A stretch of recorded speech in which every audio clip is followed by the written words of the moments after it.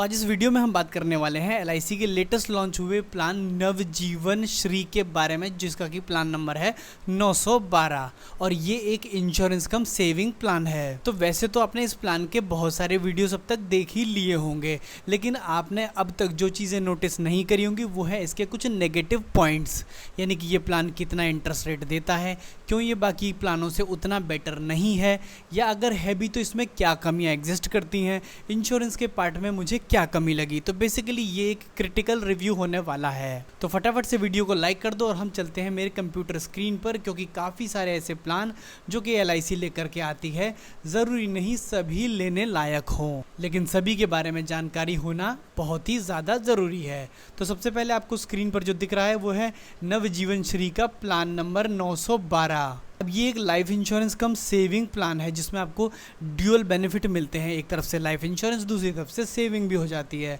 तो इस प्लान को लेने के लिए आपको क्या करना पड़ता है, आपको सबसे पहले एक टेन्योर यानी कि एक पीरियड चुनना होता है कि आप प्लान कितनी साल चलाने वाले हो। तो मैंने चूज़ किया कि मैं 20 साल ये प्लान चलाना चाहता हूँ, ठीक है। अब यानी कि ये 20 साल के पीरियड में मुझे पूरे के पूरे इस पीरियड में लाइफ इंश्योरेंस का कवर मिलने वाला है। अब ये कितने का होगा, तो मैं जो अमाउंट डिसाइड करूँगा ये उतने का होगा। तो सपोज़ करते हैं कि मैं टोटल इन्वेस्टमेंट डिसाइड करता हूँ कि मैं 10 लाख रुपए खर्च कर सकता हूँ इस प्लान पर, यानी कि इस प्लान में प्रीमियम दे सकता हूँ 10 लाख रुपए इंस्टॉलमेंट्स में, है ना। तो इंस्टॉलमेंट्स कितनी बन के आई, सपोज़ किया कि मैंने कहा कि जी मैं 10 लाख रुपए दूंगा। अब ये 10 लाख में या तो 6 साल के पीरियड में, या 8 साल के पीरियड में, 10 साल के पीरियड में, या 12 साल के पीरियड में, जैसी मेरी कन्वीनियंस हो उसके अकॉर्डिंगली दे सकता हूँ। अब मैं चाहूँ तो मंथली, एनुअली, क्वार्टरली, जैसा भी चाहूँ प्लान का चूज़ कर सकता हूँ। तो सपोज़ करते हैं मैंने डिसाइड किया कि ये पैसा मैं 8 साल में ही चुकाना चाहता हूँ, ठीक है। अब ये प्रीमियम क्योंकि मैंने 8 साल में चुकाना डिसाइड किया है और मैं 10 लाख रुपए देने, तो लगभग 1,20,000 रुपये मुझे हर साल देने पड़ेंगे प्रीमियम के, ठीक है। कितने समय तक, 8 साल तक। तो 8 साल के पीरियड तक मैं प्रीमियम दूंगा, यहाँ तक मैं प्रीमियम दूंगा और उसके बाद फिर मैं वेट करूँगा किसका, इस प्लान के मैच्योर होने का, है ना। अब मैच्योरिटी जब पीरियड कंप्लीट हो जाएगा तो मुझे ये जो मैंने 1,20,000 रुपये 8 साल तक दिए थे, जो कि लगभग 10 लाख रुपये मैंने पे कर दिए थे, है ना, उसके बदले में 25 लाख रुपये मिल जाएंगे कंपनी की तरफ से, एलआईसी की तरफ से, ठीक है। लेकिन अगर इस प्लान के पूरा होने से पहले ही प्रीमियम देते हुए मैं एक्सपायर कर जाता हूँ या इस बीच में मैं एक्सपायर कर जाता हूँ, तो यहाँ पर ना जो मेरा सम एश्योर्ड है, बेसिक सम एश्योर्ड, वो अमाउंट एक्टिवेट हो जाएगा। किसके साथ, सम एश्योर्ड मुझे डेथ वाला मिलेगा, किसके साथ, मेरे मिनिमम गारंटीड एडिशन के साथ, है ना। अब ये मिनिमम गारंटीड एडिशन क्या है, हाँ इसी को हमें समझना है, ठीक है। तो जैसे ही मैं ये प्लान लेता हूँ और हर साल प्रीमियम 1,20,000 का देता हूँ, तो एलआईसी इसमें एक particular amount minimum guaranteed addition के नाम से ऐड करती है ना, जो कि है या तो 9.5% या 9% या फिर 8.5%, जैसा भी मेरा पॉलिसी का टर्म पीरियड है ना। तो अगर 20 साल का टर्म पीरियड लिया हुआ है तो 9.5% हर साल मेरे जो प्रीमियम दिया हुआ है उसमें ऐड हो जाएगा। तो मतलब मैंने पहले साल 1,20,000 का प्रीमियम दिया, तो इन्होंने उसका 9.5% इसमें मेरे प्रीमियम में एज ए गारंटीड एडिशन जोड़ दिया, मतलब लगभग 11,900 या 800 रुपये के आसपास, है ना। फिर अगली साल फिर जब आया तो मैंने फिर से 1,20,000 का प्रीमियम दिया, प्लस पिछले साल का भी मेरा 1,20,000 का प्रीमियम था, है ना। तो ये जो टोटल बना, इस टोटल पर फिर से मेरे को 9.5% का एक तरह से या तो कह लो गारंटीड एडिशन मिल गया, या फिर यूँ कह दो कि इंटरेस्ट मिल गया। तो ये पैसा ऐड होते चला जाता है हर साल, कब तक, 20 साल तक आपके गारंटीड एडिशन को ऐड करती रहेगी एलआईसी, है ना। इस दौरान जब भी कोई पर्सन एक्सपायर हो जाता है तो उसे 2 चीज़ें मिल जाती हैं, एक तो ये 10 लाख रुपए का सम एश्योर्ड जो हमने खुद से डिसाइड किया था, और दूसरा ये मिनिमम गारंटीड एडिशन जो कि 9.5% का करेंटली आपने अभी देखा, है ना। लेकिन इसमें कुछ समस्याएं हैं जो मैं अब शुरू करने वाला हूँ। अब आती है मैच्योरिटी की बारी, ठीक है। अगर सक्सेसफुली यानी कि पूरी तरह से बंदा जी जाता है, कोई दिक्कत नहीं आती है, प्लान कंप्लीट हो जाता है, मैच्योरिटी पीरियड आ जाता है, तो क्या मिलेगा, तो भी sum assured plus minimum guaranteed addition ही मिलेगा, जो कि 10 लाख रुपए प्लस 15 लाख के आसपास मिनिमम गारंटीड एडिशन, यानी कि 25 लाख रुपए मेरा मैच्योरिटी सम एश्योर्ड बन रहा है 10 लाख रुपए के केस में, ठीक है। अब लेकिन अगर मैंने ये प्लान केवल 10 साल के लिए लिया होता तो ये परसेंटेज और भी कम होती, 14 से 17 साल के लिए लिया होता तो ये परसेंटेज और भी कम होती। अगर 20 साल के लिए लिया गया है तो ये 9.5% आ रही है। अब 9.5% क्या ये एक्चुअली इंटरेस्ट रेट है? नहीं, ये इंटरेस्ट रेट नहीं है। क्यों? क्योंकि यहाँ पर जो कैलकुलेशन की गई है ना वो सिंपल इंटरेस्ट रेट से की गई है। मतलब 1,20,000 रुपये जब मैं देता हूँ तो उस पर 9.5% का गारंटीड एडिशन मिलता है। अगली साल जब मैं फिर से 1,20,000 रुपये देता हूँ तो इस 1,20,000 पे 9.5% और प्लस इस वाले 20,000 पे भी अगेन 9.5% का ही एडिशन मुझे मिलता है। जबकि मुझे ये जो पैसा 9.5 से पिछली साल ऐड हुआ था, है ना, यानी कि 11,500 या 900 रुपये के आसपास, इस पर भी तो 9.5% एडिशन मिलना चाहिए था, तो वो नहीं मिलता। क्यों? क्योंकि यहाँ पर जो कैलकुलेशन है वो almost simple interest rate calculation है। मतलब यानी आपके इंटरेस्ट के पैसे पर फिर से इंटरेस्ट नहीं मिल रहा है, यानी कि ये एक कंपाउंड इंटरेस्ट रेट से ब्याज नहीं देते हैं। और जब ये कंपाउंड इंटरेस्ट रेट से ब्याज नहीं देते हैं तो ये जो एक्चुअल इंटरेस्ट रेट बन के आता है ना, अगर मैं कंपाउंड से कैलकुलेट करूं तो वो 6.8% ही होता है।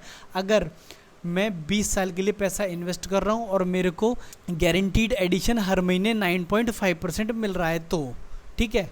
अब ये 6.08% इंटरेस्ट रेट आता है जो कि शायद आपको कम लग सकता है मंथली बेसिस पर अगर आप सोचें तो, क्योंकि एक एफडी भी आज की डेट में अगर आप कराने जाएं तो वो भी 6.5% की होती है, या अगर आप म्यूचुअल फंड में इन्वेस्ट करते हैं तो इसका एवरेज 12% का आता है। अगर आप कॉरपोरेट बॉन्ड्स में इन्वेस्ट करते हैं तो वो भी 8% तक चला जाता है, लेकिन ये 6% हो सकता है कि आपको थोड़ा कम लगे। तो चलो अब इसका रिव्यू क्रिटिकली शुरू करते हैं, है ना। तो सबसे पहले हम देखते हैं इसके इंश्योरेंस को। तो इसका इंश्योरेंस क्या कहता है कि 10 लाख रुपए का इंश्योरेंस मिलेगा अगर आप 1 लाख रुपए सालाना की पॉलिसी देते हैं। तो 1 लाख प्रीमियम देने की कैपेसिटी कौन रखता है? जिसकी इनकम 4 से 5 लाख रुपए की आज की डेट में है ना। अब जो पर्सन है जिसकी 5 लाख या 4 लाख रुपए कमाने की कैपेसिटी है, तो क्या उसके लिए 10 लाख रुपए का इंश्योरेंस इनफ होगा? है ना। इंश्योरेंस का भाई एक बेसिक रूल ये है कि एक आइडियल इंश्योरेंस ये माना जाता है कि आपकी जो एनुअल इनकम है, जो आपकी एनुअल इनकम है उसका 10x आपको 10 टाइम्स आपको एनुअल इनकम का इंश्योरेंस लेना चाहिए। मतलब अगर मेरी इनकम सालाना 5 लाख रुपए है तो मुझे 50 लाख रुपए का इंश्योरेंस मिनिमम मेरी फैमिली के लिए लेना चाहिए। पर यहाँ पर इंश्योरेंस अपने को कितना मिल रहा है? सिर्फ 10 लाख रुपए का। तो as a insurance, as a purely insurance तो ये प्लान ऑब्वियसली सफिशिएंट नहीं है, मेरी नीड को पूरा नहीं करता। अगर मैं कोई टर्म प्लान लेने जाऊंगा, मेरी इनकम 5 लाख रुपए है तो मेरे को 50 लाख रुपए का तो कम से कम ऑफर होगा ही, और उतने में ही मेरी नीड सेटिस्फाई होगी। मेरे जाने के बाद मेरे फैमिली के खर्चे 10 लाख रुपए में तो नहीं चल पाएंगे अगर मैं 5 लाख रुपए अर्न करता हूं तो, ठीक है। तो इंश्योरेंस के केस में तो ये काफ़ी कम बैठता और ये सेटिस्फाई नहीं करता मुझे। अब मैं बात करता हूँ इन्वेस्टमेंट ऑप्शन की। तो एज ए इन्वेस्टमेंट जब मैं इसे देखता हूँ तो इसका जो इंटरनल रेट ऑफ रिटर्न आया वो 5.83 आया, वो भी 20 ईयर्स के केस में, है ना। तो इंटरनल रेट ऑफ रिटर्न तो काफ़ी कम है, क्योंकि आज की डेट में अगर मैं म्यूचुअल फंड में इन्वेस्ट करता हूँ तो 12% मिल जाता है, कॉरपोरेट फिक्स डिपॉजिट करता हूँ तो 9% मिल जाता है, पोस्ट ऑफिस में अगर डिपॉजिट करता हूँ तो वहाँ पर भी मेरे को 7% से लेकर के 8% तक का रिटर्न मिल जाता है। ऑब्वियसली सारे रिटर्न फिक्स नहीं है, लेकिन फिर भी ज़्यादा तो हैं। अगले 20 साल तक मैं अगर सिर्फ इसी परसेंट पर जूझता रहूँगा तो वाकई में मेरा इन्वेस्टमेंट काफ़ी कम होगा। ये सेविंग तो होगा लेकिन इन्वेस्टमेंट नहीं होगा। अब अपन एक फटाफट से बात कर लेते हैं इलस्ट्रेशन की, क्योंकि इसी से आपको प्लान एक्चुअली समझ में आएगा।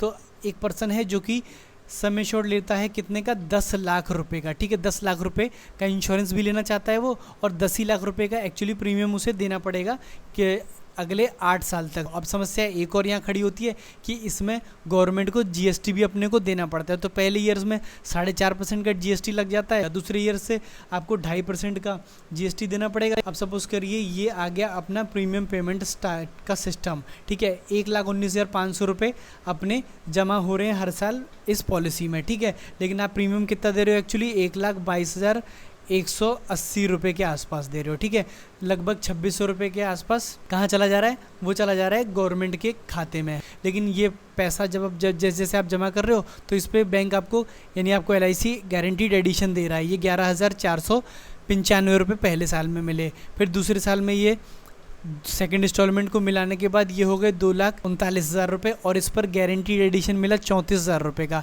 ठीक है। तो ये गारंटीड एडिशन आपका बढ़ता जा रहा है हर साल, ठीक है। अगर सपोज करते हैं कि वो जो पर्सन जो एक्सपायर हुआ वो 6th ईयर में एक्सपायर हो जाता है ना, तो अब उसका 10 लाख रुपये तो ये सेफ है ही है, प्लस ये गारंटीड एडिशन 2,41,000 रुपये जो और हुआ था, तो दोनों मिला करके 12,41,000 रुपये उसको ये मिलेगा, ठीक है। तो देखो, बेनिफिट नंबर 1 कि सम एश्योर्ड रहा 10 लाख रुपए का। बेनिफिट नंबर 2, गारंटीड एडिशन भी हर साल ऐड होता गया, और जब प्लान कंप्लीट हो गया तो 25 लाख रुपए मिल गया, और ड्यूरिंग द प्लान अगर पर्सन एक्सपायर हुआ तो ये पैसा जो आपको दिख रहा है 20 लाख, 19 लाख, 18 लाख, 17 लाख, इनमें से जिस भी ईयर में वो एक्सपायर होगा वो पैसा उसको मिल जाएगा।